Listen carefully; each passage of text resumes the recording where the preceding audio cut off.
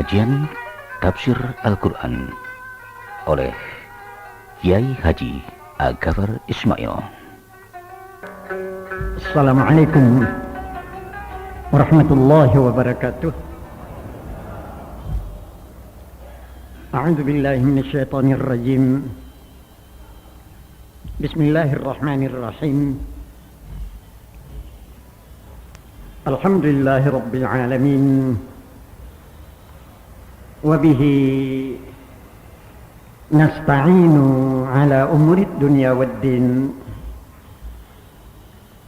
اللهم فصل وسلم وبارك على هذا النبي الكريم وعلى آله وأصحابه والتابعين. أما بعد، فقال تعالى في كتابه العزيز: أعوذ بالله من الشيطان الرجيم، فاعلم أنه لا إله إلا الله. صدق الله العظيم. Firman Tuhan di dalam Al-Quran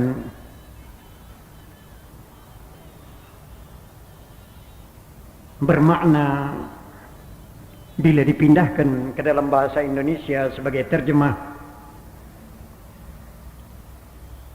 maka hai Muhammad, ketahuilah tidak ada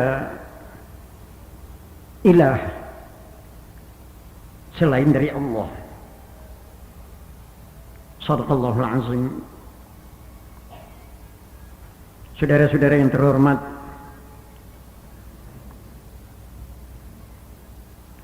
(3.000 tahun sebelum lahirnya Nabi kita, dua orang besar di dalam alam ini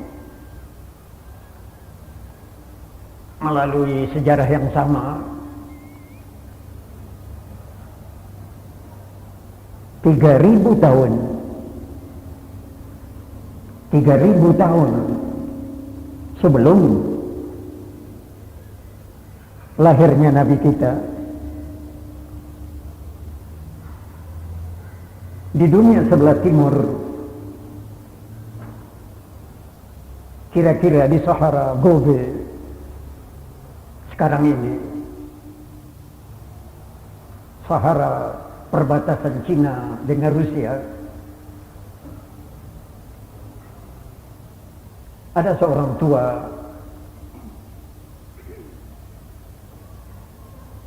tua umurnya, tua pengalamannya, dan tua ilmunya, memiliki sebuah sekolah tinggi. Saya ulang sekali lagi, 3.000 tahun sebelum lahir Nabi, di Gobe sudah ada sebuah sekolah tinggi.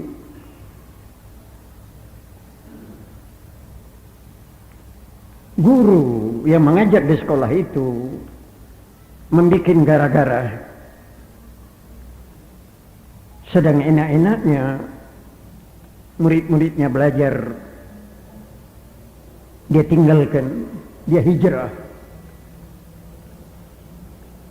dengan tidak memberitahu kepada muridnya kemana dia hijrah. Hanya dia mengatakan, aku jangan dicari. Kalau aku meninggalkan tempat,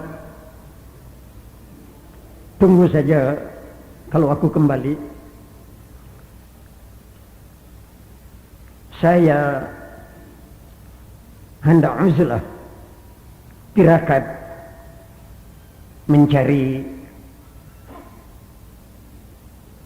Tuhan, mencari Tuhan. Jelas peristiwa ini peristiwa yang sangat besar. 40 tahun kemudian Sesudah 40 tahun profesor ini meninggalkan sekolah tingginya. Entah kemana dia pergi. Bukan saja muridnya, ahli sejarah di dunia tidak bisa menjejaki kemana orang tua ini menghilang. Dia datang ke sekolahnya kembali dan menghadapi murid-muridnya. Dia mengatakan, sekarang aku sudah tahu dia itu ada. Dia yang dia maksud, yang Maha Kuasa, Tuhan. Dia itu ada.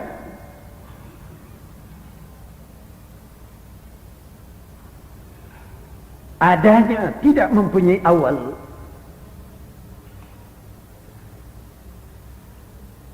Dia sudah ada sebelum kalimat ada. Dia sudah ada sebelum kalimat ada. Dan dia tetap akan ada sesudah kalimat ada tidak ada lagi.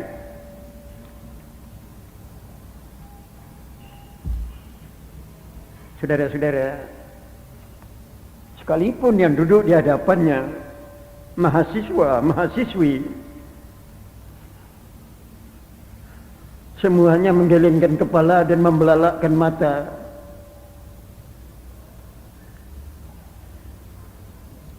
Nggak ngerti gitu. Apa ini keterangan ini?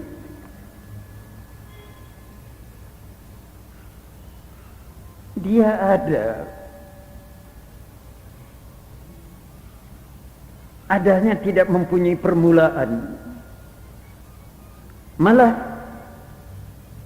dia itu sudah ada sebelum kalimat ada.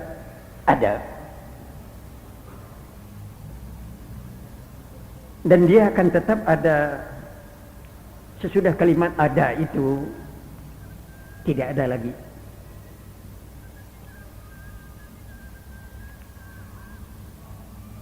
Dia paling indah, paling bagus.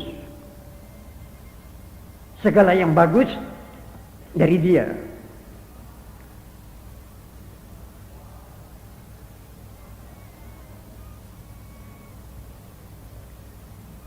Adanya tidak memerlukan tempat. Tapi dia ada di segala tempat. Adanya tidak memerlukan tempat. Tapi dia ada di segala tempat. Maaf, tambah disambung pembicaraan oleh orang tua ini. Yang mendengarkan matanya terbelalak, mulutnya ternganga.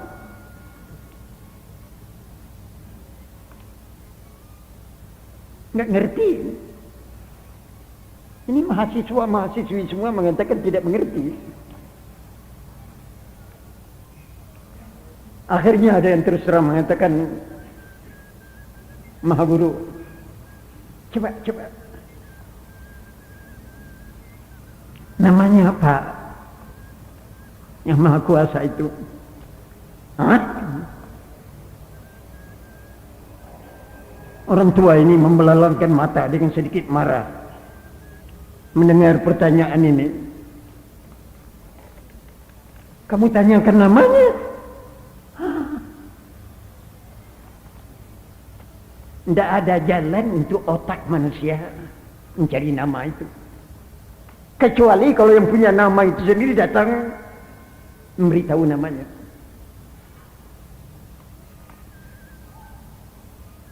Cuma tidak ada kekuatan otak manusia Sekalipun berunding diadakan muktamar seluruh manusia yang berakal, lalu dirundingkan untuk mencari namanya, tidak bisa ketemu namanya. Akal, otak, musyawarat, kongres tidak bisa menetapkan namanya. Entah kalau yang punya nama itu sendiri datang memberitahu namanya.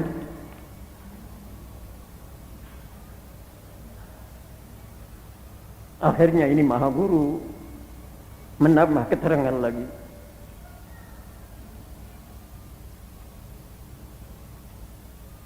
Disentuh tidak ada zatnya, dicium tidak ada baunya, dilihat tidak ada warnanya. Dia ulang sekali lagi mengatakan, adanya tidak memerlukan tempat, tetapi di segala tempat dia ada. Di segala tempat dia ada. Tapi dia sendiri tidak memerlukan tempat. Maaf, saudara-saudara, seruang kelas yang mendengarkan keterangan ini gelengkan kepala. Ada yang paling berani mengatakan, Maha Guru, coba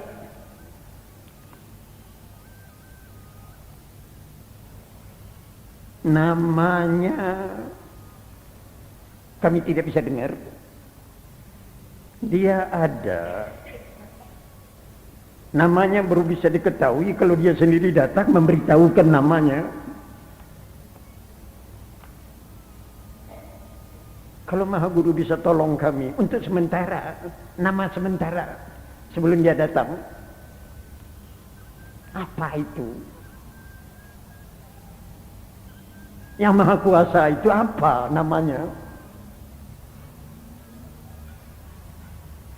Kalau bisa tidak nama asli, tidak bisa ketemu, sebelum dia datang memberitahukan, nama sementara saja, nama sementara. Masa kami harus kagum kepada barang yang tidak ada namanya? Kan lebih baik kami sujud kepada yang punya nama. Tepekongkah namanya, patongkah namanya, recokah namanya. Ada namanya. Gunung Kawi kan namanya, Borobudur kan namanya. Tertimbang kami mempercayai barang yang tidak ada namanya, mengagungkan, kan lebih baik yang ada nama. Ketawa ini Maha Guru. Oh, jadi kamu minta nama untuk sementara? Iya, untuk sementara, sekadar untuk kami ingat-ingat ini nama sementara. Lalu Maha Guru ini mengatakan, baiklah, untuk sementara saya kasih tahu namanya, nama sementara. Dipakainya bahasanya sendiri, Gobe, bahasa Sahara Cina, bahasa daerah perbatasan Rusia dengan Cina. Katanya untuk sementara namanya yang Maha Kuasa itu tahu bahasa sana, tahu. Semua muridnya diam, tahu. So dalam bahasa sehari-hari ketika itu tahu itu artinya kosong. Kok kosong? Itu sementara katanya namanya tahu kosong. Karena gelisah dia lihat muridnya beriak. Ini orang tua sedikit marah lagi. Kenapa kamu kok bergerak? Kok gelisah? Apa kamu kira kosong itu tidak ada nilai? Ya, nilai segala sesuatu ditetapkan oleh kosong, katanya.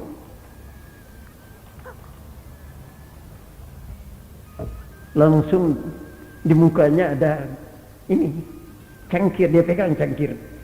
Kamu tahu katanya, kalau ini tidak kosong di tengah-tengahnya ini, apa ini namanya cangkir apa batu? Baru ini menjadi cangkir karena di tengah-tengahnya kosong, ada gunanya. Coba kalau ini padat, apa bisa bernama cangkir? Jangan kamu kira kosong itu tidak ada harga. Hah? Maaf, saya tambah saja keterangan orang tua ini. Kamu kawin itu cari yang kosong apa yang padat? Kalau istrimu pinggangnya penuh semua dengan daging, apa bisa kamu kawini? Apa bukankah faraj itu kosong? Katanya yang kosong itu dicari orang.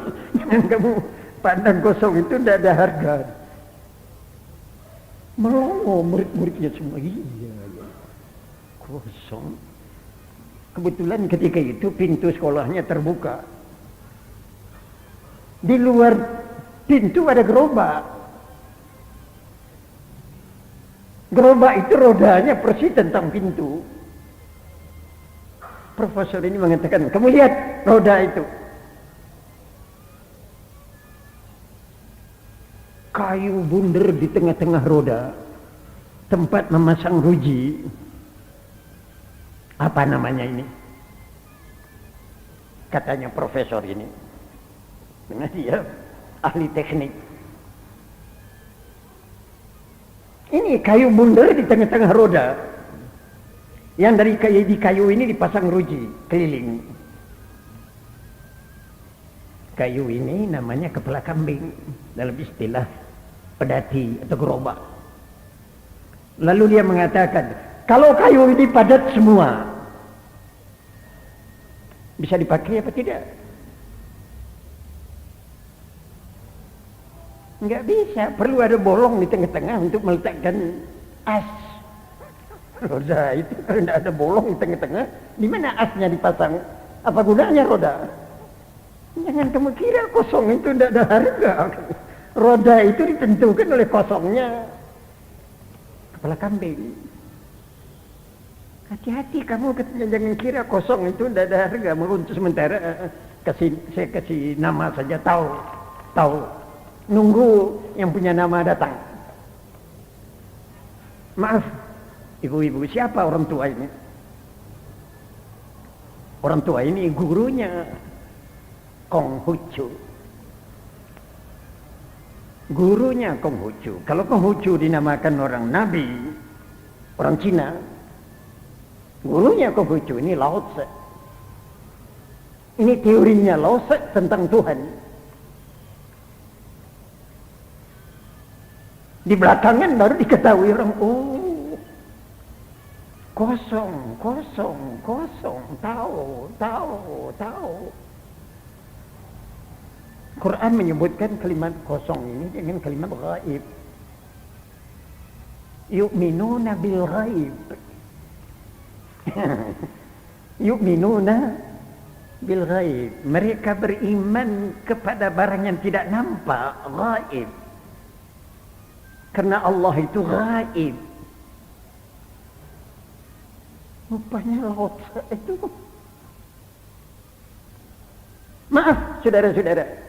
Persis 3000 tahun yang lalu, kalau Lao Tse di Gobe, di Cina, di dunia sebelah lagi, di muara sungai Tigris dan Efraut,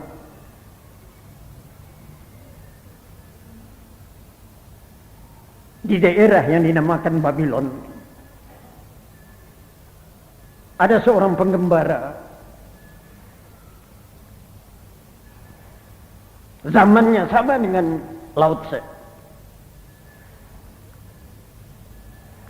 Orang tua ini juga sudah berumur tinggi.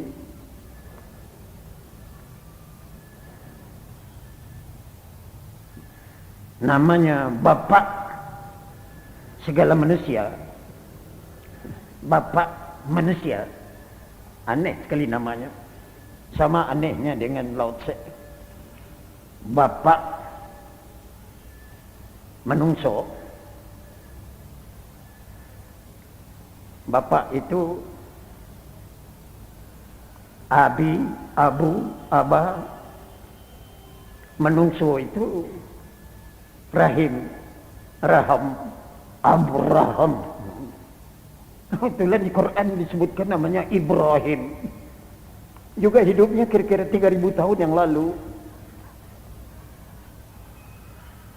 Di muara sungai Tigris dan Efraut, dia sudah menceritakan tentang Tuhan yang tidak mempunyai tubuh.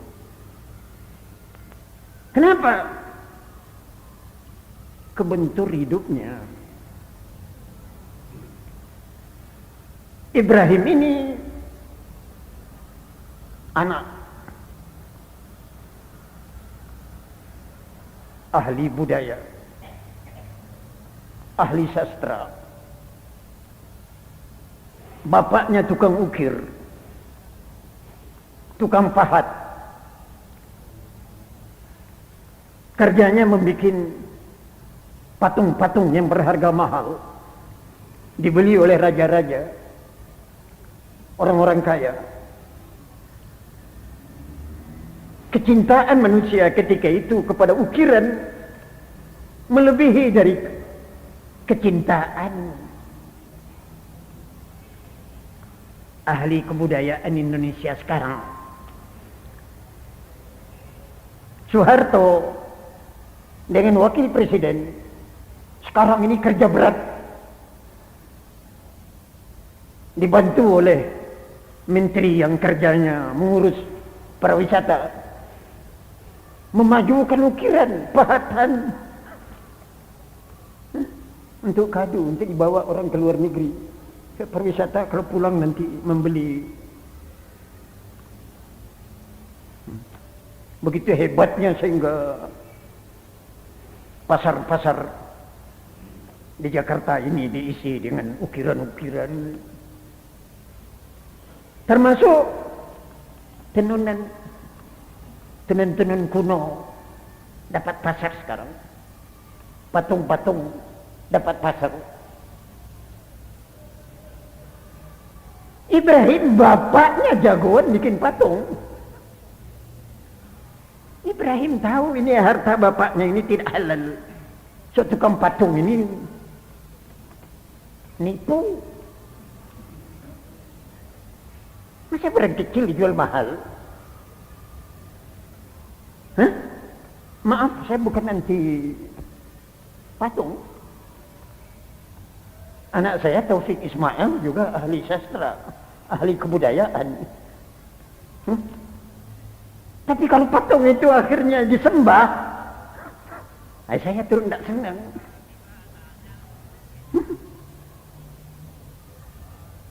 Antara sayang ke barang dengan memuja barang, itu jaraknya sedikit sekali. Mulanya disenangi keris itu, dibawa-bawa Saban Kemis, Jumat, menyanyi. Lama-lama ada rumah terbakar, kerisnya dikeluarkan, api di sana padam. Ini tuahnya keris saya. Kalau saya keluarkan, kebakaran tidak jadi. Kalau keris begini kan ke udara, banjir berhenti. Ini dasarnya menungso ini senang ditipu. Tambah pintar manusia itu, tambah gampang ditipu. Ibrahim tahu betul, dari itu bilang kepada bapaknya, ini kerja bapak ini, bikin patung ini. Jahannam.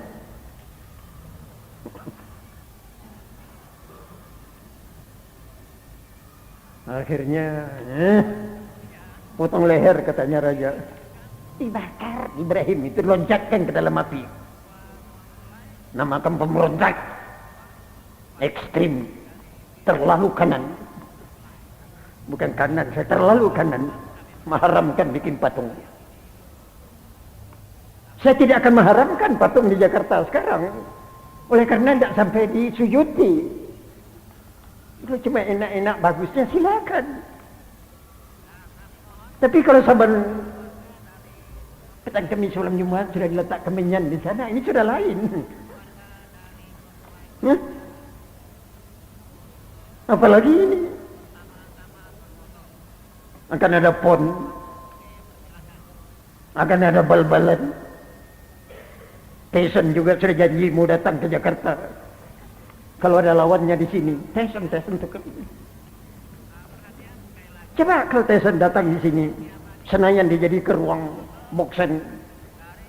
Ada lawannya datang dari Bandung. Itu mau ditanjal oleh Tyson. Alangkah ramenya. Dan alangkah ramenya lagi totoan. Taruhan. Nah ini untuk taruhan ini diperlukan patung. Diperlukan reco. Yang sakti-sakti. Ini yang ditakuti masalah patung oleh Ibrahim.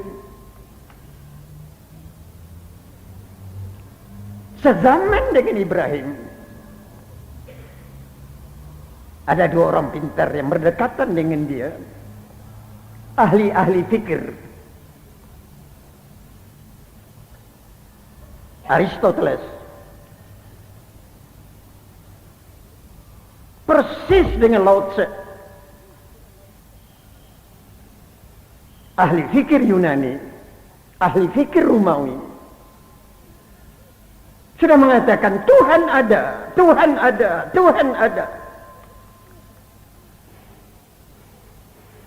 Bukan melalui tirakat, tapi melalui ilmu hitung. Melalui ilmu sebab. Sebab. Sekali lagi sebab. Segala perkara yang terjadi ini tentu didahului oleh sebab. Anak lahir karena ada bapak ibu.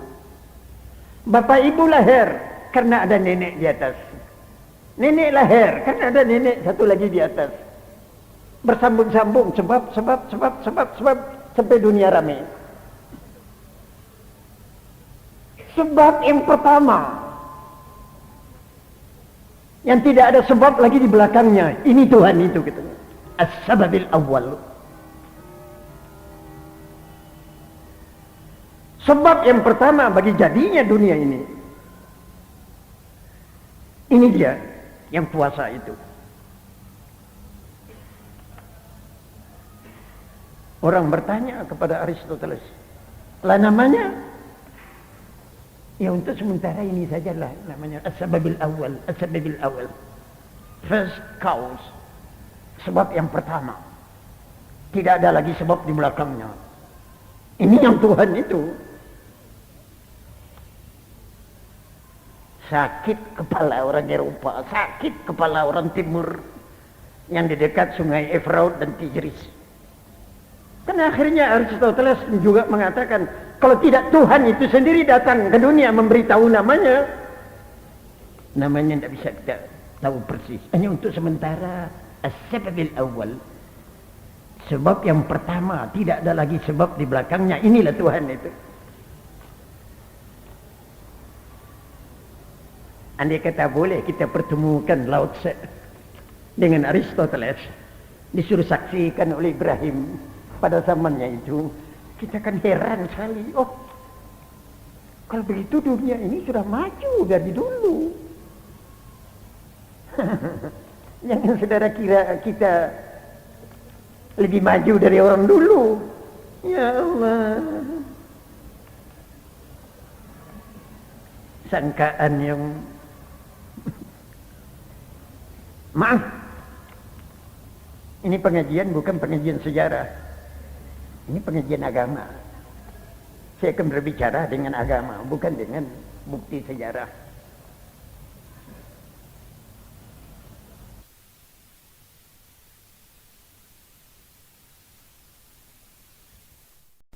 Maaf, ini pengajian bukan pengajian sejarah. Ini pengajian agama.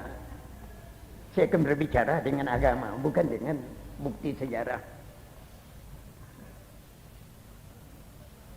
Nabi Muhammad lahir. Lahirnya tidak di Indonesia. Andai kata Nabi Muhammad lahir di Indonesia, sudah lama agama Islam ini hilang, kalah. Untung tidak lahir di Indonesia, kalah dengan orang Indonesia berlomba anak. Lebih banyak anaknya dari anak tangga rumah, berbernya 4 anaknya. Orang Indonesia bisa beranak sampai 12, masih seger badannya, beranak. Tapi menjadikan anak jadi orang, maaf, ada menteri pendidikan. Melahirkan mau, mendidik anak tidak mau. Ini potongan orang Indonesia. Memberi makan,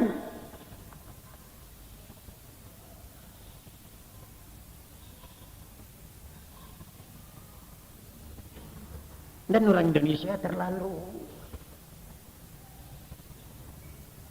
nyerah sama alam. Ijazah, lulus sekolah, lulus apa perlunya? Dokter sekarang nganggur, pakai ijazah. Sarjana hukum sudah 3 tahun, keluar sekolah sampai sekarang belum dapat tempat, masih nganggur. Perempuan manis, rambut keriting, muka kuning, sudah tua, tidak dapat jodoh, nganggur. Ini nasib di Indonesia, nganggur, tidak kerja. Takut apa orang Indonesia nganggur? Nggak apa-apa nganggur itu. Melarat? Nggak apa-apa. Asal mau duduk muka masjid hari Jumat, pegang caping, ngaji-ngaji, Allahumma nanti datang duit. Ngemis saja di Indonesia bisa hidup, perlu apa kerja? Oh pintar baru bisa dapat makan, bodoh itu. Banyak orang pintar sekarang lapar. Yang bodoh-bodoh malah kelebihan makanan. Nah ini. Andai kata Nabi Muhammad lahir di sini, barangkali Nabi Muhammad jadi pengemis di Indonesia ini. Tuhan memilihkan tempat lahirnya Nabi di alam yang tidak kenal damai, alam yang kejam sekali. Tanyakan kepada orang haji yang baru kembali kemarin, berapa panasnya Madinah ketika mereka sampai di Madinah? 53 derajat Celcius. Terbakar orang Indonesia di Madinah. Tidak tahan panas orang Indonesia. Tapi bangsa Arab tahan panas, tahan dingin. Akibat daripada tahannya ini, orang Arab tidak mau menyerah kepada alam, melawan panas, melawan dingin. Dan tidak orangnya saja, pohonnya. Pohon kurma itu 10 tahun tidak pernah disiram, tetap hidup. 10 tahun tidak disiram-siram, tidak kenapa, tidak kena hujan, tidak kena hidup, manis. Pohon pisang di Indonesia 3 bulan tidak turun hujan, kering. Namanya pohon pisang tidak bisa steril dengan alam, berjuang dengan alam dan nyerah kepada alam. Apalagi pohon kelapa, nampaknya gagah, tinggi, coba kelamaan panas, buahnya tidak keluar. Ini namanya pohon di Indonesia juga tidak sedia bertempur, tidak sedia berjuang. Apalagi manusianya, manusia Indonesia, ya Allah. Paling takut orang Indonesia ini Aqabah. Aqabah. Ini bahasa Al-Quran, Aqabah. Bukan tuduhan saya, ini tuduhan Tuhan. Tuhan mengatakan, falaqatahamal Aqabah. Falaqatahamal Aqabah. sayang, beribu kali sayang. Manusia itu takut sekali jalan mendaki. Aqabah itu jalan mendaki. Coba kalau jalan menurun, melenggang dia ke bawah. Kalau jalan mendatar, lenggang-lenggang kangkong. Tapi kalau jalan mendaki, sesak napas. Ya? Fala qatahamal aqabah. Wataknya manusia mengelak dari segala yang sukar.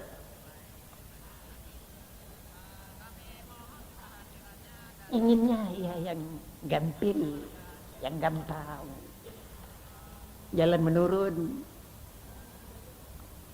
Wa amma jalan mendaki. Sesak napas. Bangsa Indonesia sebagian besar termasuk kelompok yang dituju oleh Al-Quran. Sayang beribu kali sayang. Ini manusia yang takut sekali jalan mendaki. Jalan ke surga itu mendaki. Jalan ke neraka menurun. Jalan ke neraka bertabur kembang, berminyak wangi. Itu jalan ke neraka. Tapi jalan ke surga mendaki, berduri, beronak. Manusia yang mengelak dari sukar jadi orang jahanam kesudahannya. Bangun subuh tidak kuat. Ini saya asmatis, saya rematik. Kalau saya bangun subuh kaki saya terasa, ya siap saja ke neraka. Masa semen subuh jam 9?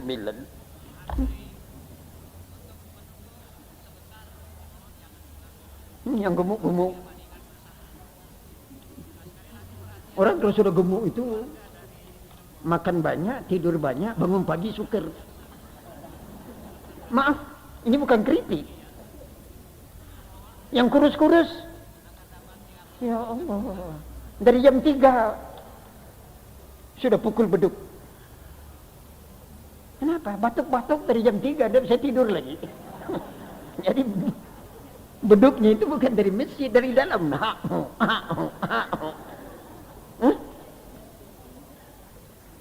Coba yang sehat-sehat kalau gemuk. Kunutnya dijemur. Udah tinggi matahari, Allahumma tini fi min hadain, ma'afini jalan ke surga mendaki. Jalan ke neraka gampang dan menurun. Berdasarkan ini Nabi Muhammad tidak dilahirkan di Salatiga. Tidak dilahirkan di puncak. Ini puncak. Tempat orang Jakarta senang-senang. Andai kata Nabi Muhammad lahir di puncak, ya Allah, sudah lama agama Islam kalah. Sekarang yang kalah baru P3. Islamnya belum kalah. Karena Islam belum masuk di gelanggang terbuka. Gelanggang di Indonesia sekarang gelanggang tertutup. Baru sedikit ini sekarang ABRI ini membuka-buka. Ada pembicaraan terbuka. Maaf, saudara-saudara, ini bukan pengajian politik. Saya akan berbicara tentang akhir pembicaraan Lao Tse. Akhir pembicaraan Aristoteles. Lao Tse pada akhirnya mengatakan, kalau tidak Tuhan sendiri datang memberitahu namanya, nama Tuhan tidak akan bisa diketahui oleh manusia.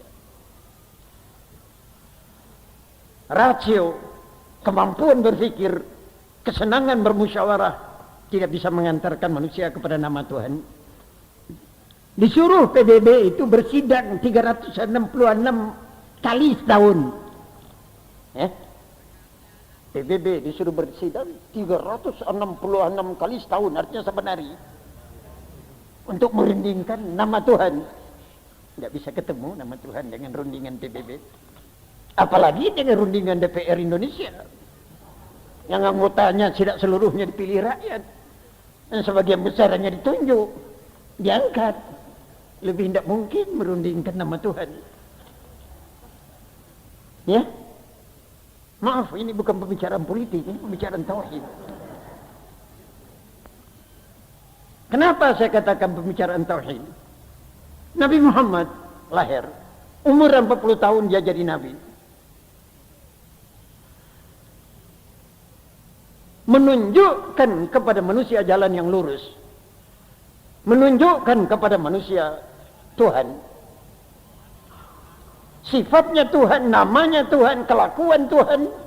Untuk ini Muhammad didatangkan ke dunia. Soal yang tidak bisa dirampungkan oleh Lao Tse, hal yang tidak bisa dirampungkan oleh Aristoteles dan Socrates tentang Tuhan, Muhammad, lidah Tuhan yang turun ke dunia. Rasulullah. Dia lalu di bawah pohon kurma. Di atas pohon, bukan monyet, bukan beruk, bukan kera, menungso, badui sedang ngambil buah kurma. Turun ke bawah, membawa kurma, menginjak tanah. Tek, dilihat ke belakang, Muhammad sudah berdiri di belakangnya. Dengan tidak menanya nama, tidak menanya KTP, Nabi Muhammad mengira, ini, Qul huwallahu ahad.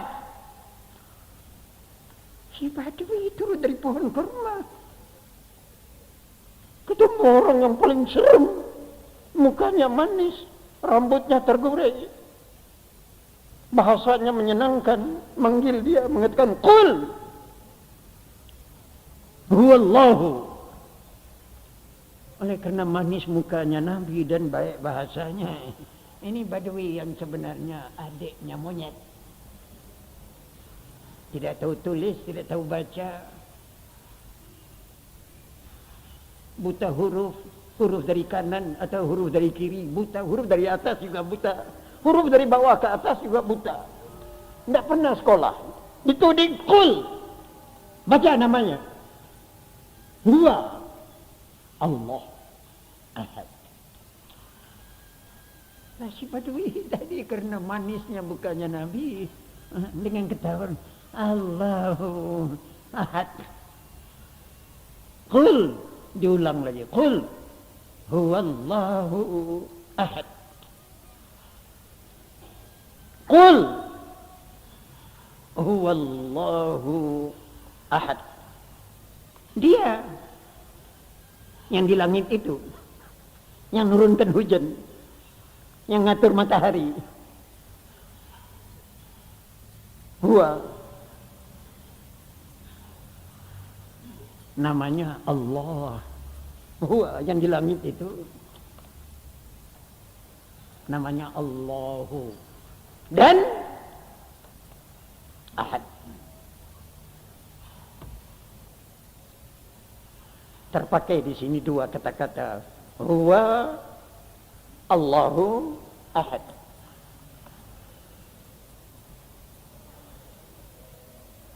Kalau kamu beriman bahwa dia huwa, atau kamu beriman namanya Allah, atau kamu beriman Ahad, sami maun, kamu ke surga. Qul huwa. Ilmu nahwu mengatakan huwa itu dhamir, ditujukan kepada kata-kata dia.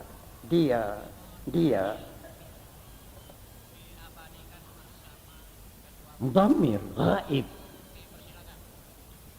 sama yang dikatakan oleh Lao Tse, tahu. Huwa dia. Huwa itu lawannya ana.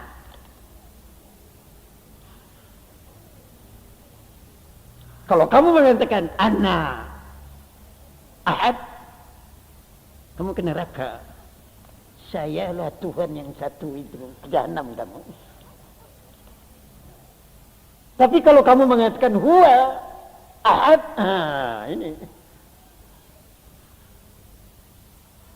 Pertama, kamu benar bahwa Tuhan itu tidak makhluk. Dirimu makhluk. Huwa, dia. Dari itu, saudara-saudara, jangan heran. Ahli-ahli tarekat di dalam Islam memandang zikir huwa itu zikir yang paling tinggi. Kenapa? Huwa itu termasuk nama Tuhan. 99 nama Tuhan, satu diantaranya huwa.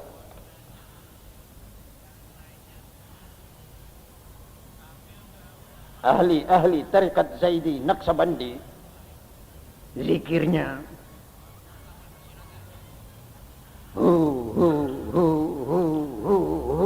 sampai fana. Karena huwa itu huwanya tidak dibaca, dijadikan hu saja. Bagi dia membaca huwa sama dengan membaca Allah, Allah, Allah, Allah. Sama dengan membaca Ar-Rahman, Ar-Rahman, Ar-Rahman, Ar-Rahman, Ar-Rahman. Asma'illah. Huwa. Barang siapa yang mati, akhir kalimatnya huwa, yang dia tuju nama Allah yang gaib, dakhalal jannah, terus ke surga. Tapi kalau dia akan mati mengatakan ana, saya lah Tuhan itu, saya ke neraka kamu.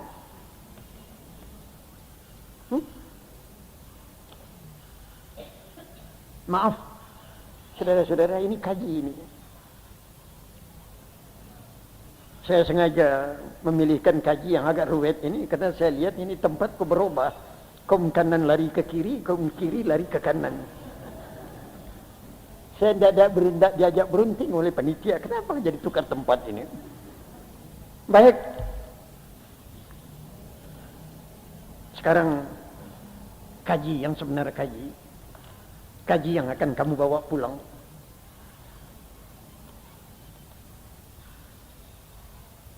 Kaji yang akan kamu bawa pulang. Kaji yang akan kamu pegang sampai mati.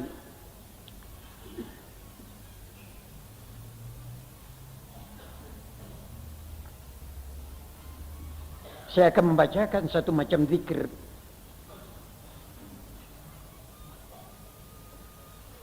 La ilaha illallah. Al-Malikul Haqqul Mubin. Muhammadur Rasulullah. Sadiqul Wa'dil Amin. Ini zikir yang paling tinggi nilainya di hadrat Allah.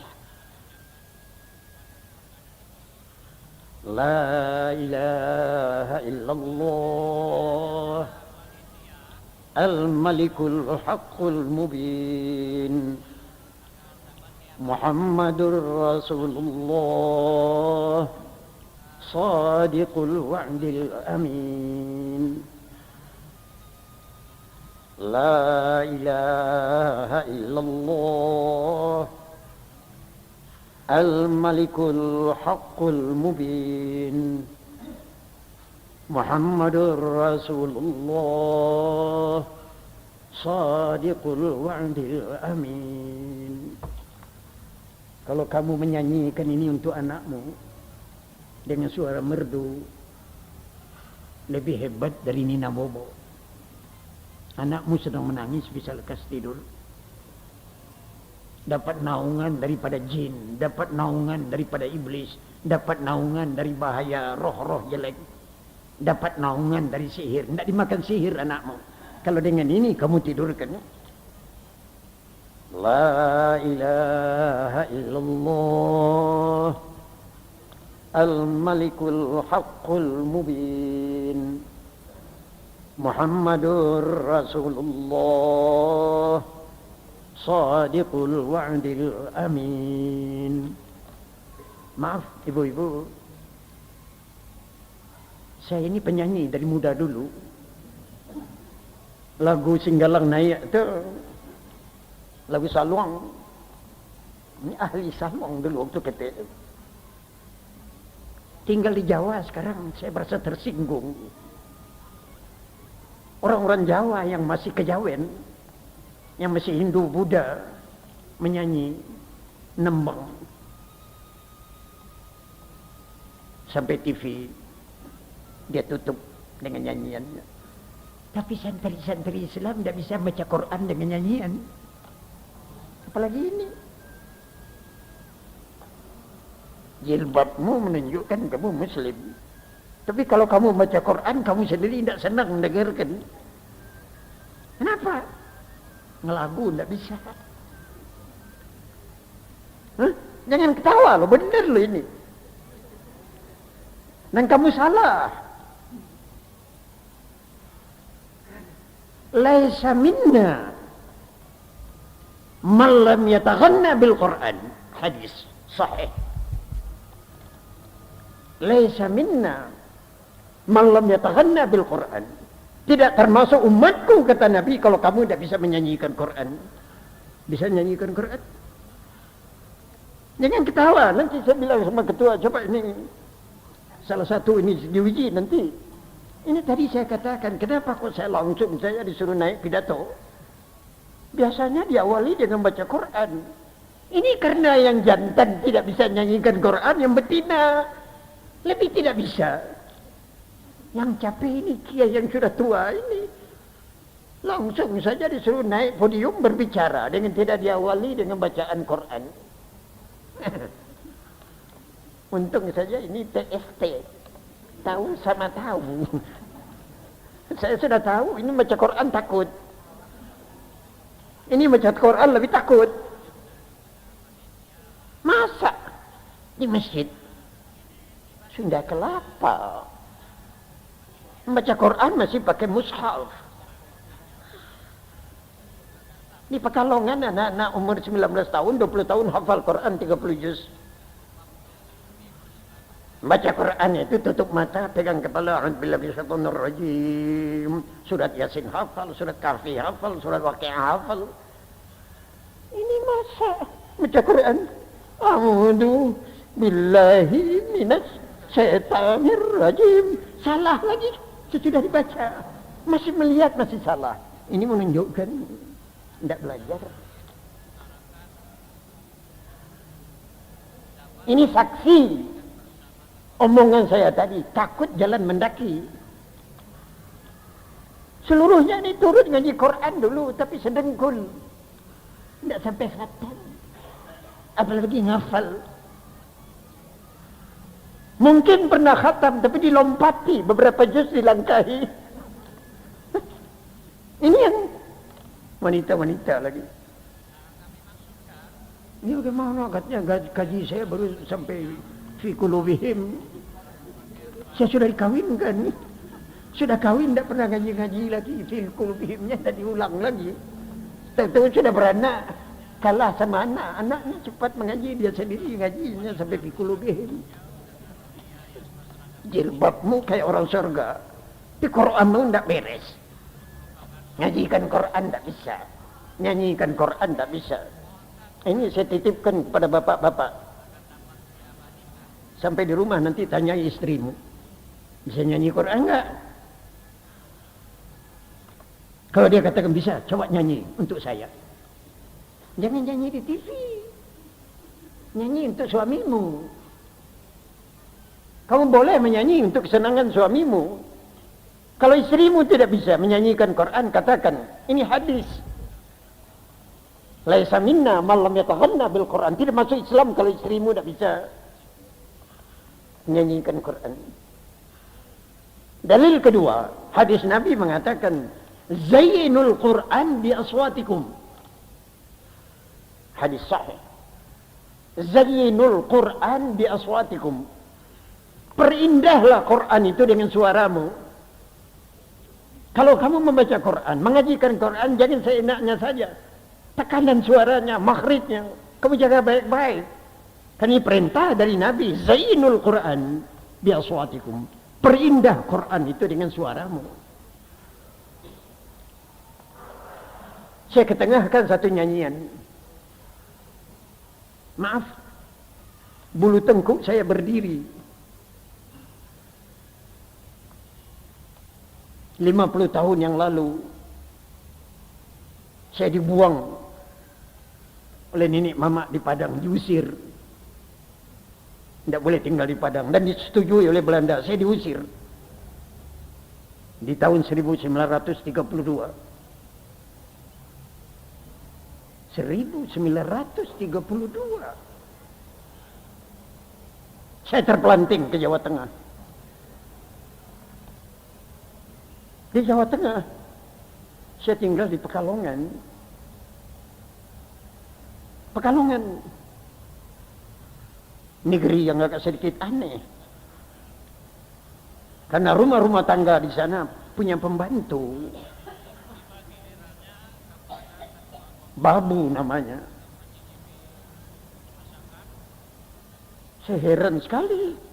Di tempat saya tinggal, saya lihat orang tua jadi babu, penggendong anak. Sore-sore si babu ini menyanyi. Ya Allah, ini nyanyian siapa ini? Saya turutkan orang tua itu. Dia menyanyikan anak. La ilaha illallah al-malikul haqqul mubin Muhammadur Rasulullah sadiqul wa'dil amin. Saya turutkan. Langsung saya buka kitab saya. Ya Allah, benar ini bacaannya. Saya dekati orang tua itu, saya tanyakan, ini ibu, di mana dapat ini? Saya tidak tahu bahasa Jawa, dia tidak tahu bahasa Indonesia, jadi dialog tidak bisa menolong. Lama-lama baru saya tahu, ini didikan SI lama, Syarikat Islam kuno.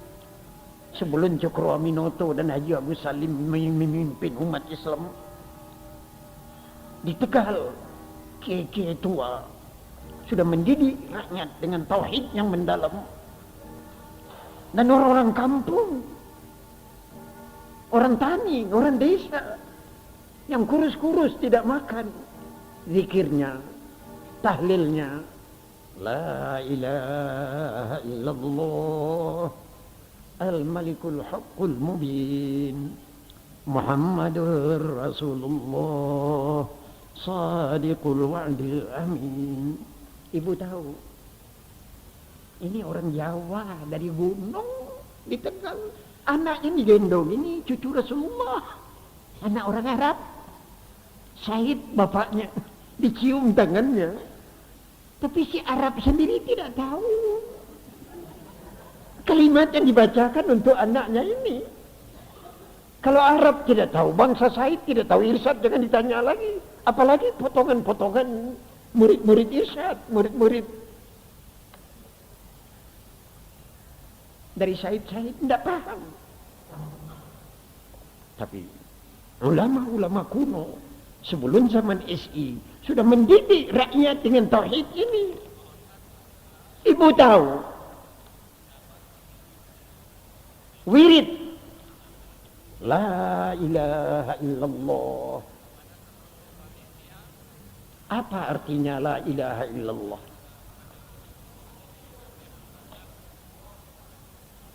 Maaf, agak berat ini kaji, karena hari masih agak panjang. Saya minta kekuatan otak ibu, kekuatan otak. Dengarkan dengan tenang. Kan ini pengajian ibarat orang main pencak. Sudah tangkapannya ini. Kalau dibawa kepada Tyson, ini sudah knock out ini. Pukulannya yang terakhir hanya dengan satu saja. Sebelum terguling, tidak bisa bangun lagi. Ini kaji yang sebenarnya kaji. La ilaha illallah. Ilaha mempunyai arti sekurang-kurangnya 6 arti. Ilaha mempunyai arti sekurang-kurangnya 6 arti. La ilaha illah mempunyai 6 arti. Menciptakan artinya mengadakan, memindahkan dari tidak ada kepada ada. Itu namanya Khaliq. La ilaha, tidak ada yang memindahkan sesuatu dari tidak ada kepada ada kecuali Allah. Itu tugasnya Allah.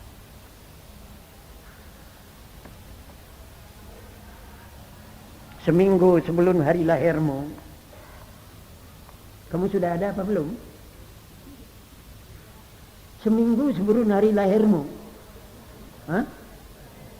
Tidak ada. Lah sekarang kamu ada. Jadi kamu pindah dari tidak ada kepada ada. Siapa yang memindahkan itu? Allah. La khaliq illallah. La khaliq illallah. La khaliq illallah. Tidak ada yang memindahkan sesuatu dari tidak ada kepada ada, itu hanya Allah. Ilaha dalam arti khaliq. Kedua, ilaha dalam arti Rabb. Rabb. Rububiyah. Rabb. La Rabb illallah. Rabb dengan Khalik berbeda. Khalik menjadikan dari tidak kepada ada. Rabb membimbing adanya itu terus menerus. Dari hari lahir sampai hari mati. Yang mengurus dirimu siapa? Allah. Rububiyah, tarbiyah. Tarbiyah. Kamu dari menetek sampai mati, kepandaianmu setiap hari berubah. Siapa yang merubah kepandaianmu itu? Gigimu ketika kamu lahir tidak ada. Tahu-tahu gigimu tumbuh. Beberapa hari kemudian gigimu copot lagi, datang lagi gigi baru. Rububiyah yang mengatur gigimu itu siapa? Rambutmu ketika kamu lahir hitam sama dengan saya. Rambut saya ketika lahir hitam mengkilat. Sekarang ya Allah, tidak hitam lagi. Sudah lebih banyak putihnya dari hitam. Nah ini yang merubah jadi putih ini siapa? Apakah Faris Ismail?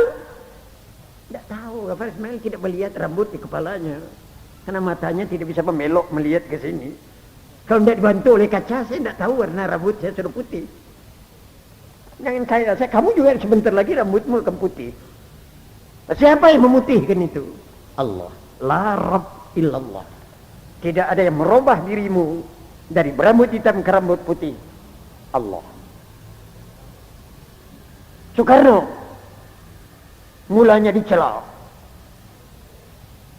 akhirnya dihormati. Akhirnya diangkat jadi presiden. Akhirnya diragukan. Turut PKI apa tidak? Akhirnya sesudah Mahamilub ketahuan. Soekarno beres. Dia tidak turut-turut PKI. Yang berontak. Yang menyebabkan lubang buaya berisi itu tidak Soekarno. Dia sudah mati. Sekarang dibangkit-bangkitkan orang lagi. Lah siapa ini yang mengurus Soekarno sejak dari lahir sampai naik, sampai turun, sampai naik? Allah. La Rabb illallah. Tidak ada yang mengatur segala sesuatu ini selain dari Allah. Ini untuk Soekarno. Juga ini akan terjadi untuk Soeharto. Soeharto juga akan naik, turun, naik, turun, naik, turun. Bagaimana khatimah kesudahan hidupnya? Apakah husnul khatimah apa su'ul khatimah? Manusia tidak ada yang tahu. Yang ngerti ini hanya Rabb. Yang tukang ngatur. Tukang ngatur itu hanya satu. Allah. Yang ngatur nasibnya Harmoko itu Allah. Yang menjadikan Harmoko sekarang jadi menteri Allah. 10 tahun yang lalu Harmoko tidak terdengar namanya. Malah orang tidak tahu Harmoko itu lahir di mana. Oh, sekarang yang bersuara saban hari hanya tenggorokannya. Harmoko. Apa suara Harmoko ini akan dawam selama-lamanya? Apa akan berhenti di tengah jalan? Tidak bisa dijawab. Kan ini di tangan Tuhan. La Rabb illallah. Tidak ada yang mengatur seluruhnya ini selain dari Allah. Bukan saja Harmoko, kamu juga. Di mana kamu nanti akan terbaring? Apa di tanah kusir? Apa pulang ke kampung di sana mati? Tidak tahu. Di mana kita ini akan tidur terakhir? Yang tahu ini tidak ada selain dari Allah. La Rabb illallah. Tidak ada yang mengatur seluruhnya ini selain dari Allah. Manusia tidak bisa mendahului. Ini dua. Ilah dalam arti khalaq. Ilah dalam arti Rabb. Yang memberi makanmu siapa? Yang memberi bajumu siapa? Apa suamimu memberi baju? Apa suamimu itu punya pabrik tenun? Dia hanya membelikan, tapi lah ini pabrik yang membuat ini di Jepang. Yang mengelir orang Pekalongan. Ini batik Pekalongan sutranya. Tapi yang membuat bajumu ini apa orang Pekalongan? Apa orang Jepang? Tidak. Yang mengatur rezeki, baju ini seluruhnya Allah. Pemberi rezeki, pemberi nafas, pemberi hak hidup, itu seluruhnya dari Allah. La razq illallah. Tidak ada yang memberimu rezeki. Dewi Sri.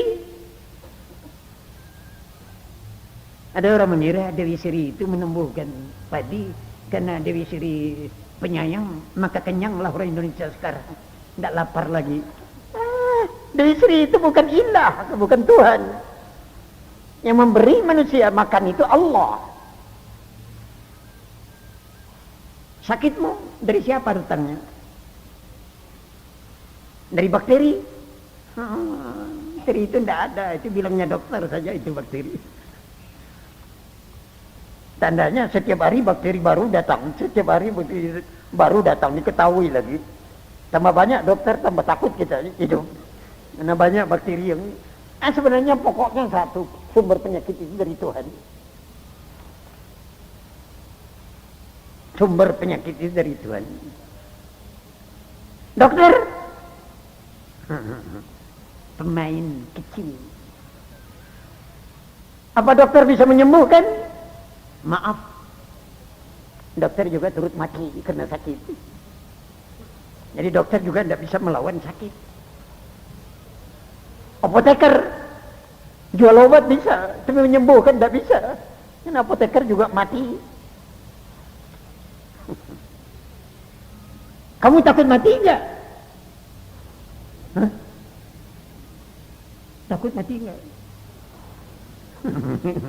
Yang benar-benar takut enggak? Sudah mengerti apa maknanya mati? Jangan baca-baca saja ya mati. Apa hakikat mati kamu sudah tahu? Sudah pernah melihat orang mati? Sudah pernah melihat orang tengah-tengah mati? Tengah malam. Pernah melihat? Sudah pernah memandikan orang mati? Maaf, saya terpaksa menanyakan ini karena ini zauqi. Kaji perasaan, bukan kaji otak. Malam yaduk la yadri. Siapa yang belum merasai, belum tahu. Sudah pernah kamu anakmu mati di atas tanganmu? Orang beranak saja belum kok, masa apalagi kematian. Ya, jadi kamu tidak boleh bicara-bicara tentang mati, beranak saja belum. Tapi kalau sudah pernah merasakan anak mati di tangan, atau merasakan istri mati di tangan, melihat, dan kamu yang menutup matanya, ini kamu sudah boleh bicara tentang mati. Maaf, kamu jangan hanya senang melihat orang hidup. Coba sekali-sekali lihat agak lama orang mati. Jangan dilihat sebentar, agak lama ditatap lagi mata. Paling jelek orang mati itu.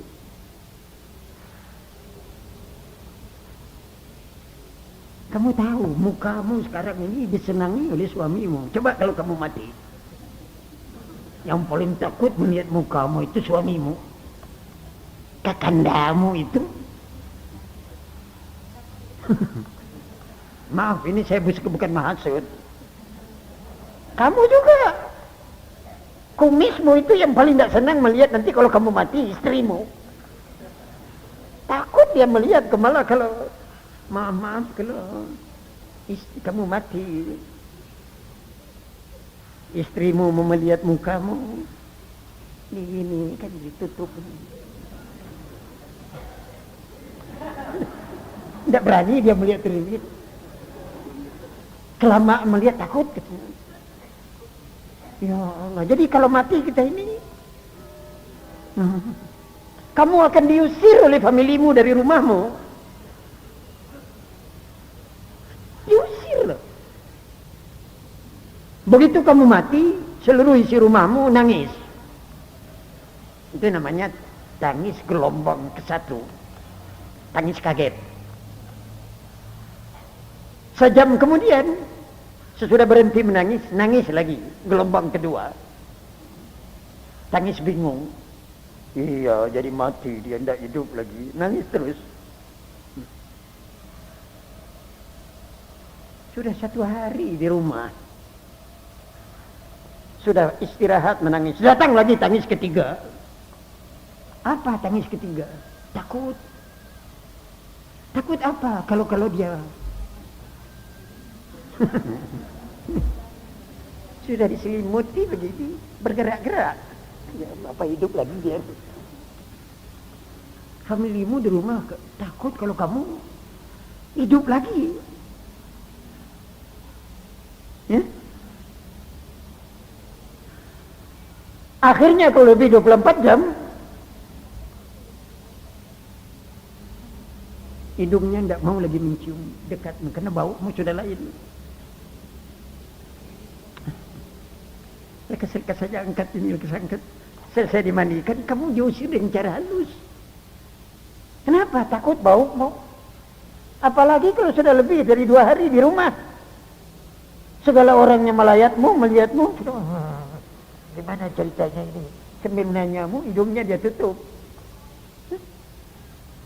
Kamu tahu, bangkaimu ini tertimbang bangkai celeng, lebih busuk sesudah mati. Kuda mati di satu kampung seminggu tidak dikubur, orang kampung masih tahan mencium. Tapi kalau kamu seminggu tidak dikuburkan, satu kecamatan orang tutup hidung. Karena bau bangkaimu itu lebih jelek dari bangkai sapi. Bangkai ayam kamu senang, ngiris-ngiris. Coba bangkai orang, ya Allah, kamu berdiri bulu tengkukmu akan mengiris badan orang. Jangan ketawa kamu. Coba kalau kamu mati, buru-buru orang memasukkanmu ke dalam tanah dan injak-injak dari atas, dipadat, jangan bau ke atas. Ini manungso. Manungso itu tidak tahu dirinya, berasa nomor satu. Coba kalau kamu mati, maaf, la ilaha illallah al-malik. Baru saya katakan tadi ini, Khalik makna ilah, Rabb makna ilah, Razik yang memberi rezeki. Ilah dalam arti yang ma'adili. Ilah yang kelima, ini yang terberat. Ilah dalam arti wujud, al-wajibil wujud. Wujud. Ilah dalam arti wujud. La ilaha illallah. Maknanya tidak ada yang sebenarnya ada itu selain dari Allah. La ilaha, ilaha dalam arti wujud, al-wajibil wujud. Yang wajib adanya itu hanya satu, Allah. Selain dari Allah tidak ada. Matahari tidak ada, manusia tidak ada, jin tidak ada, neraka tidak ada. Karena seluruhnya itu makhluk yang dibikin Tuhan, tersebab oleh adanya Tuhan. Wajibil wujud hanya ada pada Tuhan. Lain dari Tuhan mungkin wujud. Tersebab oleh wujudnya Tuhan, ada kita. Jadi adanya kita ini bayangan dari adanya Tuhan. Bayangan, bayangan. Saya letakkan tangan saya begini. Ini yang di bawah ini namanya bayangan tangan saya. Yang ada bayangan apa tangan? Bayangan itu wujudnya wujud mungkin, tersebab ada tangan. Kalau tangan saya tidak ada, bayangan tidak ada. Jadi yang sebenarnya ada tangan, bukan bayangan. Paham ini? Bayangan itu bukan wujud hakiki. Dunia ini bayangan dari wujudnya Allah. Yang ada sebenarnya ada Allah.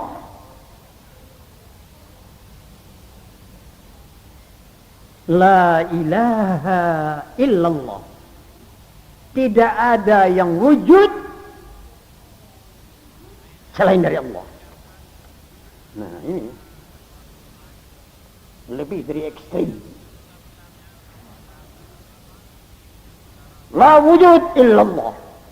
Selain dari Allah tidak ada. Kenapa? Lao Tse mengatakan ini hanya tersebab adanya Allah, adanya alam ini. Coba kalau Allah tidak ada, tidak jadi. Indonesia tidak ada, alam tidak ada, matahari tidak ada. Neraka, surga itu tidak ada kalau tidak ada Allah. Hah? Dan itu jangan kamu takut betul ke neraka. Berdamai saja dengan Allah, beres. Karena yang punya neraka itu Allah. Ya Allah, jangan dimasukkan saya ke neraka. Perlu apa kamu takut neraka? Kamu lebih baik takut kepada Allah. Hah? Kalau kamu beres dengan Allah, tidak ada masalah neraka. Ada apa itu neraka? La wujud illallah. Tidak ada yang ada sebenarnya itu selain dari Allah. Lain dari Allah, adam. Tidak ada.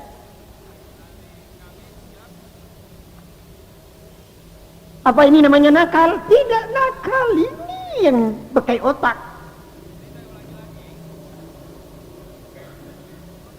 Maaf, ini jamnya.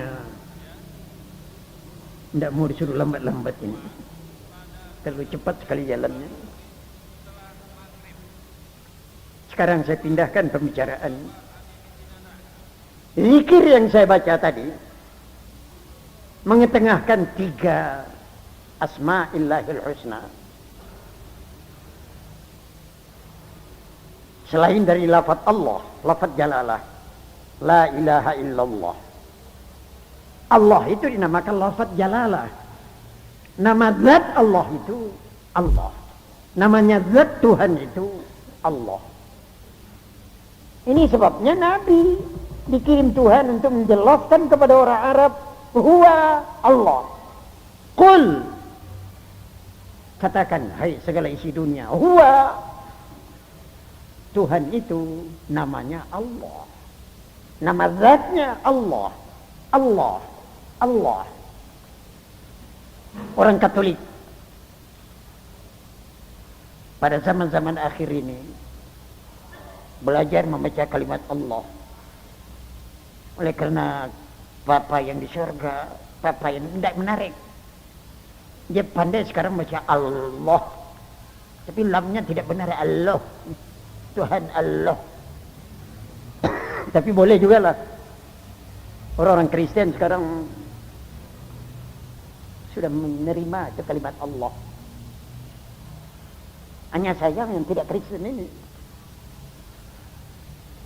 kamu membaca kalimat Allah itu tidak betul.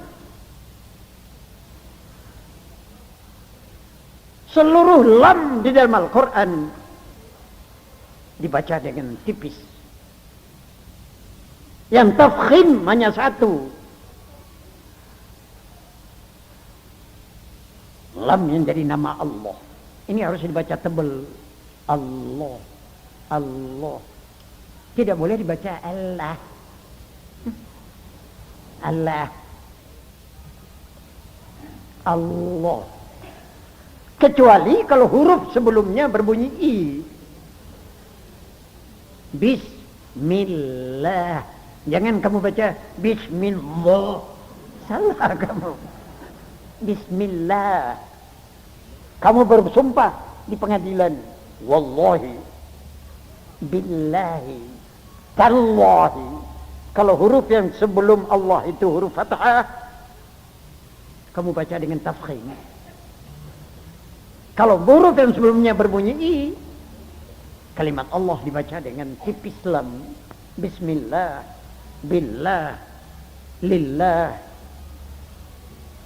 Tapi kalau bersumpah, wa di awalnya wallahi, mesti ditebalkan. Wallahi. Kalau billahi. Allah itu lafaz jalalah. Maaf, sebelum penutup, ada perintah dari Nabi, laqinu mautakum, kalimah la ilaha illallah. Talkinkan orang yang akan mati untuk membaca kalimat la ilaha illallah. Kalau ada orang sudah sakarat, sudah menggap-menggap, bisikkan ke telinganya, la ilaha illallah, la ilaha illallah. Atau bilangkan tulisan, turun baca, la ilaha illallah, la ilaha illallah. Jangan dibaca panjang-panjang pakai syahadu, payah dia. Asyhadu alla ilaha illallah. Orang sudah menganggap ini kamu baca asyhadu, tidak kuat dia.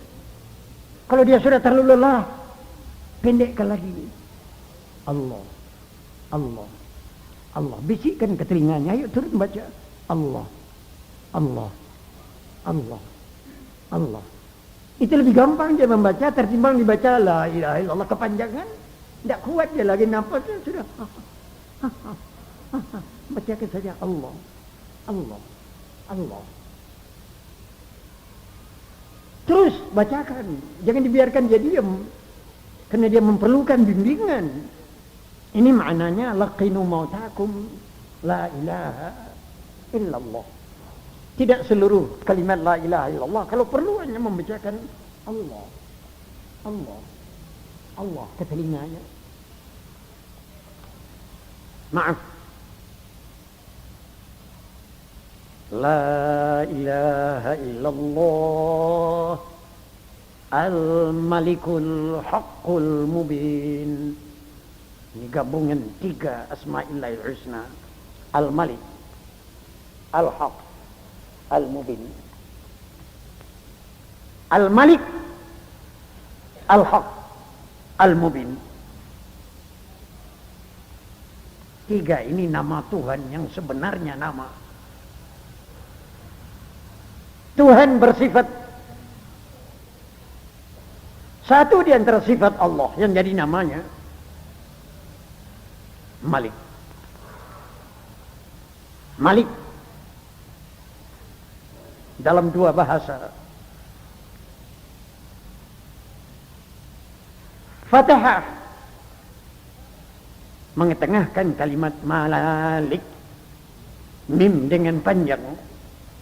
Harus dibaca Maliki Yaumiddin. Huwal Malik. Di dalam Al-Quran nama Tuhan tidak dengan panjang mim, dengan pendek mim, Malik. Dua-dua ini boleh. Al-Malik artinya raja. Malik yang memiliki, yang mempunyai. Dua-dua ini sifat Tuhan. Sifat Tuhan yang pertama Al-Malik, dia raja. Kenapa? Dia yang punya ini semua. Dia yang menjadikan ini semua. Yang menjadikan matahari, menjadikan langit, menjadikan laut, menjadikan dia aja. Pantas dia yang jadi raja. Soekarno itu presiden-presidenan. Bonceng-bonceng di bawah kekuasaan Allah. Hendak menguasai rakyat di Indonesia, dia katakan dia presiden. Yang sebenarnya presiden itu kamu tahu siapa? Allah. Syahinsyah. Seluruh dunia Islam mencela nama Syahinsyah. Syahinsyah itu artinya maharaja di raja.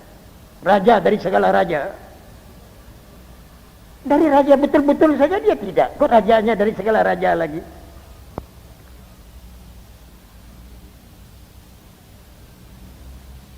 Faisal, Raja Saudi Arabia, ketika datang ke Jakarta menghadiri konferensi Asia Afrika, Menteri Agama ketika menerima beliau mengatakan, kami menyampaikan hormat pada Al-Malik Faisal dari Saudi Arabia, pakai nama Al-Malik.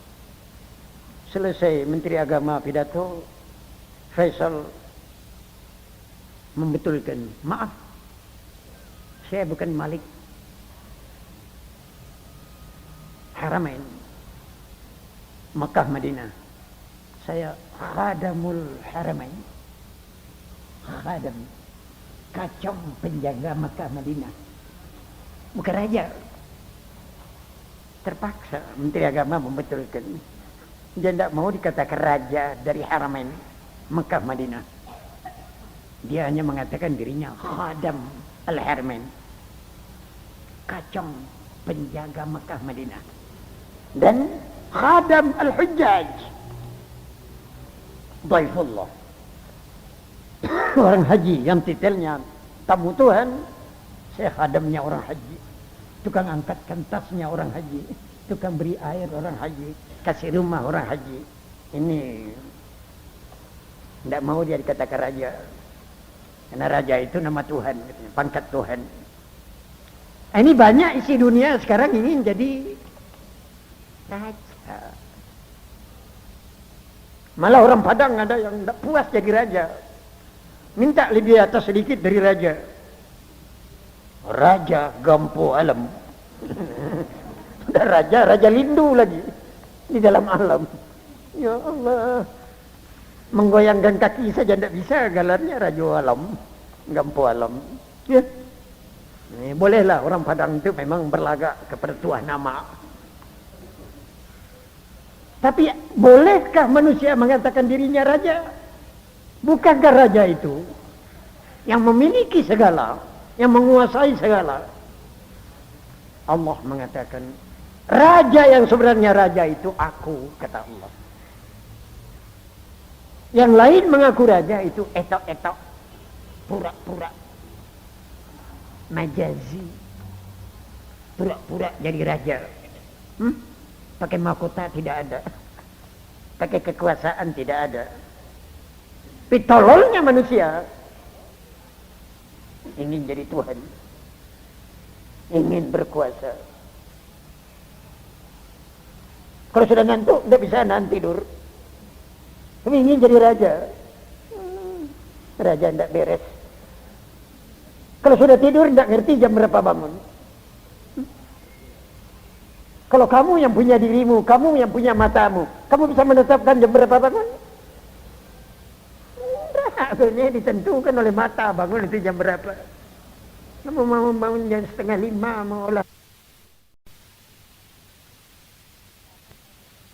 Kapan kamu akan mati, kamu tidak bisa menetapkan. Raja yang sebenarnya raja itu hanyalah Allah.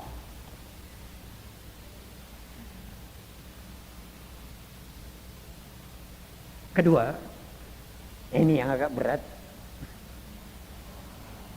Al-Haq. Al-Haq. La ilaha illallah. Al-Malikul Haqqu. Tuhan itu ialah Malik dan Tuhan itu ialah Al-Haq. Al-Haq. Benar. Benar. Sekali lagi benar. Tuhan mengatakan innani anal haq. Bahwa akulah benar itu. Innani anal haq. Al-Quran. Bahwa akulah benar itu. Kamu tahu, intelek-intelek dunia mengatakan benar tidak ada. Benar itu katanya relatif.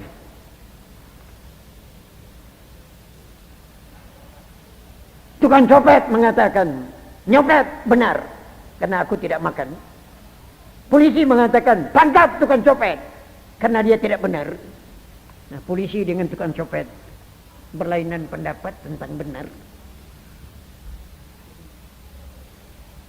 Kata tukang copet, nyopet itu benar karena anaknya tidak makan. Dompet orang kelebihan tidak dijaga, apa salahnya dia bawa pulang dompet itu. Polisi mengatakan, punya orang lain kok kamu bawa. Tidak dia jaga, apa salahnya saya pakai untuk anak saya. Ini pertentangan antara tukang copet dengan polisi. Intelek. Orang berakal mengatakan, benar itu relatif. Si tukang copet betul mengatakan nyopet halal karena anaknya tidak makan untuk dia. Tapi polisi menangkap juga benar. Jaga keamanan. Pegang tukang copet. Sebanyak orang, sebanyak kebenaran. Akhirnya manusia mengatakan benar itu tidak ada. Karena benar itu relatif. Nisbi. Tuhan mengatakan, tidak betul kamu semua. Innani anal haq. Akulah yang benar itu. Profesor tidak benar. Orang pintar tidak benar. Yang benar itu Allah. Wahdah. Kamu tidak boleh ragu bahwa Allah itu benar. Bahwa yang benar itu hanya satu, Allah.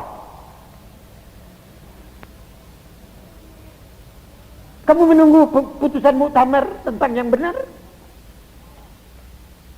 Salah kamu.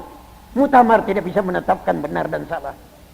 Yang menetapkan benar Allah. Allah. Allah.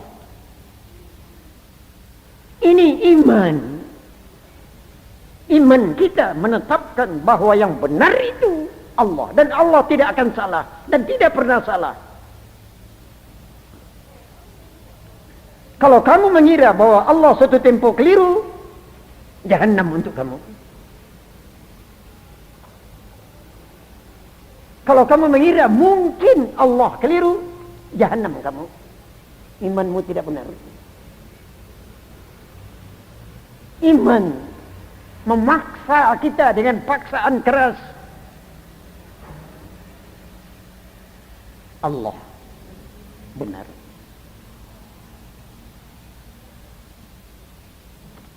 Setiap pembaca Quran di TV, saya lihat ada orang menterjemahkan, Sadaqallahul Azim.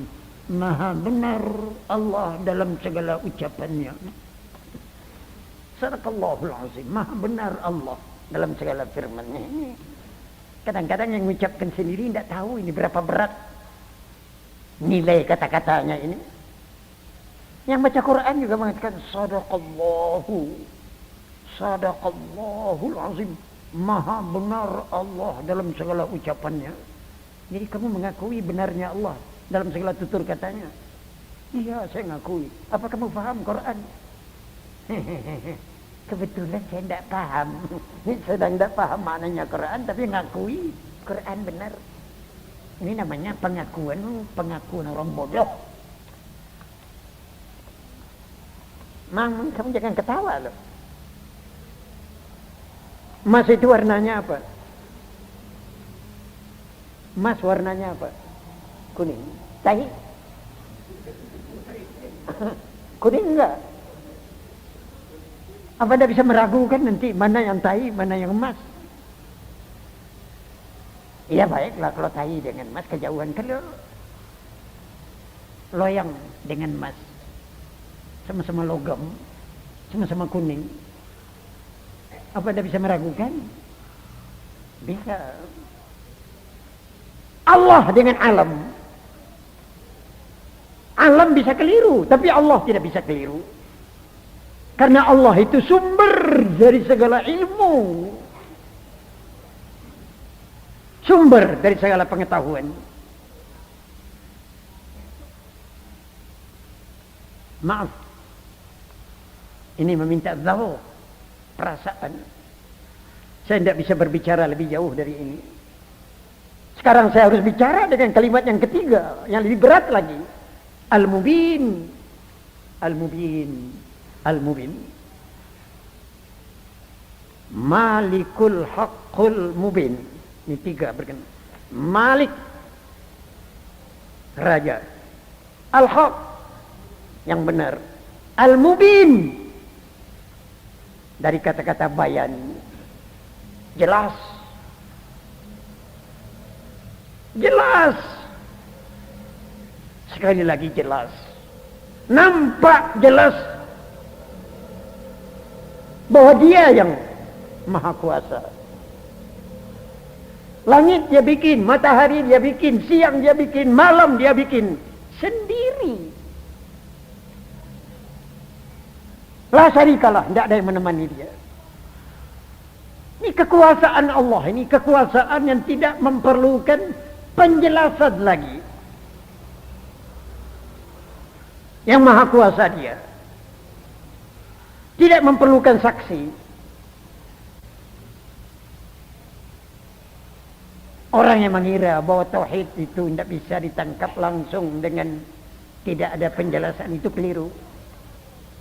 Bahwa Allah yang Maha Kuasa itu tidak memerlukan ilmu kalam, ilmu tauhid. Mesti dihafal dulu wujud qidam baqa mukhalifah ta'ala lil hawadith.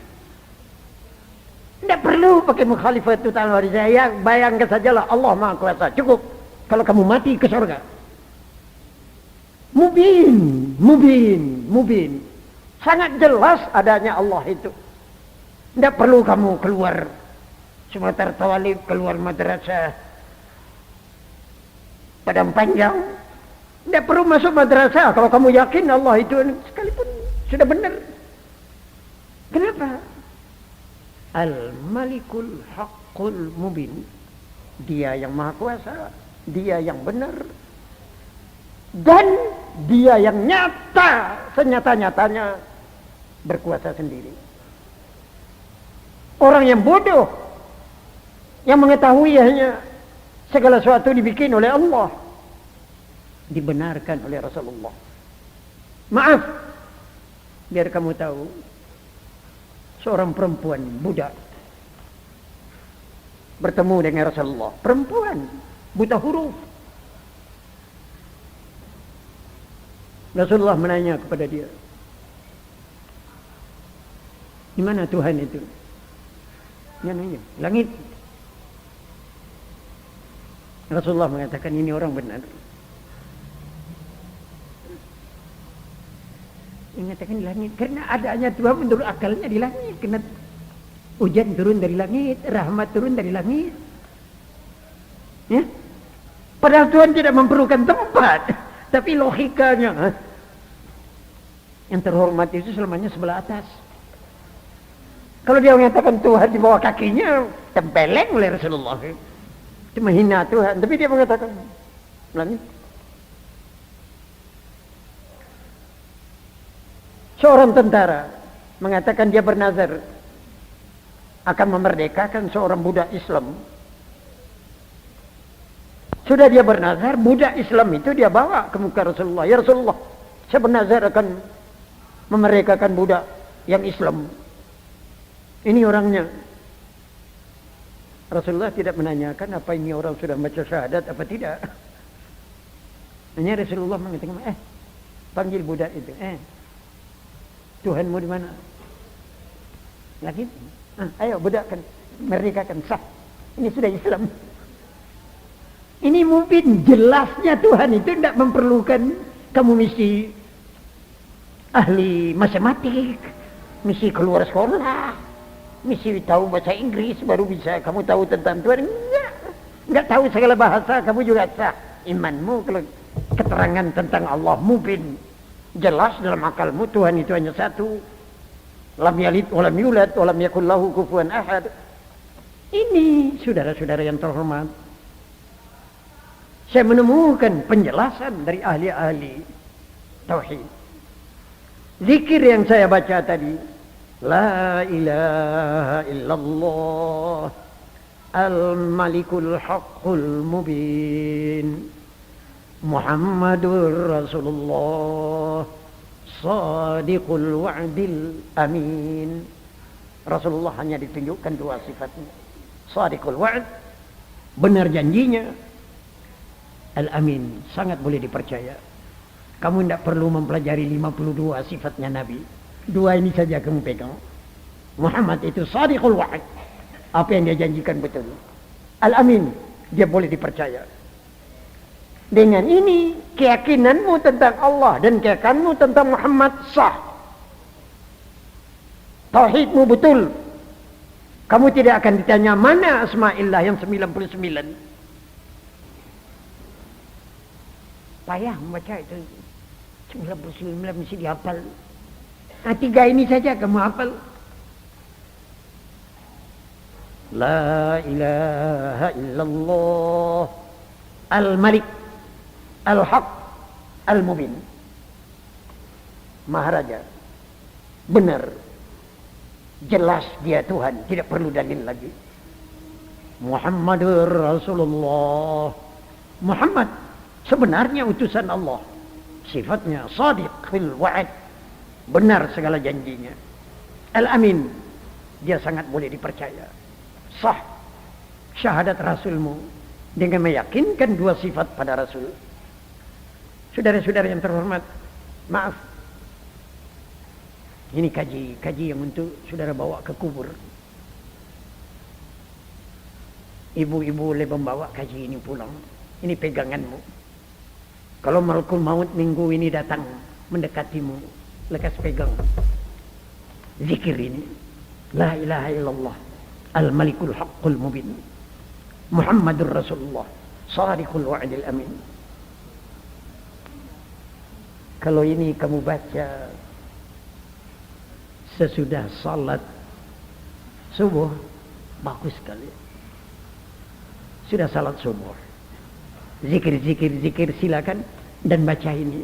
La ilaha illallah al-malikul haqqul mubin Muhammadur Rasulullah sadiqul wa'dil amin. Maaf saudara-saudara, lelah. Bukan badan saya yang lelah, jiwa saya lelah, kepala saya lelah karena menerangkan ini. Saya mempergunakan daya aneh dalam badan saya. Saya harus mengingati barang-barang yang terlalu jauh. Saya harapkan keterangan ini supaya masuk ke dalam jiwa saudara, menjadi keyakinan untuk saudara bawa pulang. Dan tongkat untuk saudara mati. Kalau mati sudah mendekatimu, ingat zikir ini. La ilaha illallah al-malikul haqqul mubin Muhammadur Rasulullah الصادق الوعد الأمين.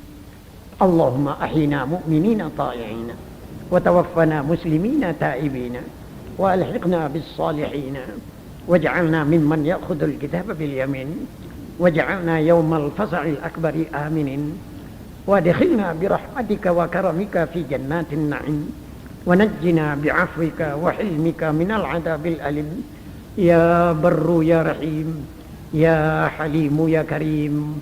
ربنا آتنا في الدنيا حسنة وفي الآخرة حسنة وقنا عذاب النار. ربنا آتنا من لدنك رحمة وهيئ لنا من أمرنا رشدا. ربنا اصرف عنا السوء بما شئت وكيف شئت إنك على ما تشاء قدير. ربنا اصرف عنا السوء بما شئت وكيف شئت إنك على ما تشاء قدير. ربنا اصرف عنا السوء بما شئت وكيف شئت إنك على ما تشاء قدير. اللهم إنا نسألك حسن الخاتمة ونعوذ بك من سوء الخاتمة ونعوذ بك من فتنة المحيا والممات ومن فتنة المسيح الدجال. وصلى الله على سيدنا محمد وعلى آله وصحبه وبارك وسلم. سبحان ربك رب العزة عما يصفون وسلام على المرسلين والحمد لله رب العالمين. الفاتحة.